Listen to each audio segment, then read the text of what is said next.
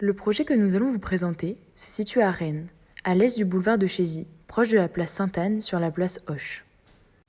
Il s'agit du siège du groupe Norac. Il consiste en la restructuration du bâtiment existant et une surélévation permettant de donner une cohérence de gabarit à la façade de la place. Le projet s'inscrit dans le périmètre bâtiment de France et apporte une réponse contemporaine dans un contexte historique. Vous reconnaîtrez ici la place Hoche avec ses arbres, sa fontaine et ses îlots d'immeubles anciens où on aperçoit le projet.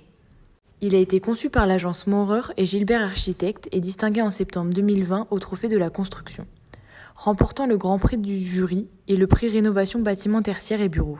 Sur cette axonométrie, vous pouvez apercevoir 3 niveaux existants en pierre, une surélévation rez-de-chaussée de bureaux, une surélévation R+1, salle de réunion, tisanerie et bureaux, une charpente métallique, un dôme en verre. Nous allons vous détailler ces matériaux et ces systèmes constructifs. Après avoir fait quelques recherches sur Internet, nous avons trouvé cette coupe. Nous tenterons de la détailler et de l'expliquer. La première partie du bâtiment, située du RDC au R+2, se compose de murs de pierres anciennes.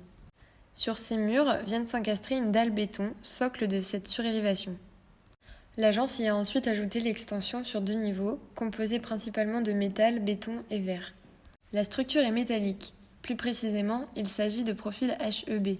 C'est une conception légère car elle combine une charpente métallique et des planchers mixtes collaborants, métal et béton. Le bureau d'études s'est attaché à réduire au maximum leur épaisseur en atteignant 240 mm. Des murs rideaux sur des châssis à 2 coulissants viennent fermer l'habitacle. De part et d'autre de la surélévation, on trouve des terrasses avec étanchéité classique en bitume et des caillebotis. Pour une meilleure reprise des charges, l'agence a préféré les poteaux béton en plus de la structure d'acier, le coulage et le coffrage étant plus faciles. À ceci s'ajoute un chapeau de verre sur ce manteau de pierre. Ce dôme vitré constitué de 796 lames de verre, des venelles articulées en verre feuilleté, constitue la force du projet. Les lames sont fixées dans un profil aluminium avec un mécanisme de vérin à tige en inox, fourni par un industriel allemand, Colt, spécialiste du désenfumage. Ce dôme n'est pas étanche à l'air, il est comme une serre bioclimatique. En cas de pluie, l'eau ruisselle jusqu'au chéneau, à condition que les lames soient baissées, soit mécaniquement, soit manuellement.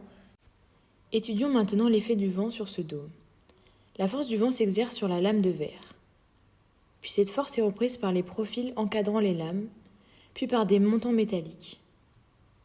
Cette force s'exerce ensuite sur le plancher de la terrasse, en leur plan de jonction, pour ensuite descendre sur les poteaux jusqu'aux fondations, traversant les différents niveaux.